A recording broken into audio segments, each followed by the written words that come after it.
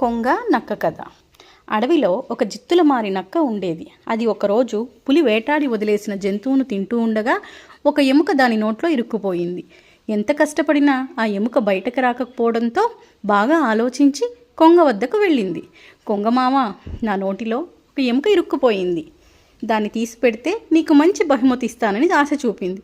కొంగ సరే అని దాని నోటిలో తలపెట్టి ఎముకను బయటికి తీసింది.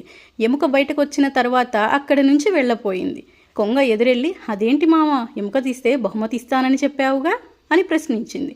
నువ్వు నా నోట్లో తలపెట్టినా నిన్ను తినకుండా వదిలిపెట్టాను చూడు, అదే నేను నీకు ఇచ్చిన బహుమతి అని చెప్పింది నక్క. నీతి, చెడ్డవాళ్ళకు సాయం చేసిన వాళ్లకు కృతజ్ఞత ఉండదు. Thank you.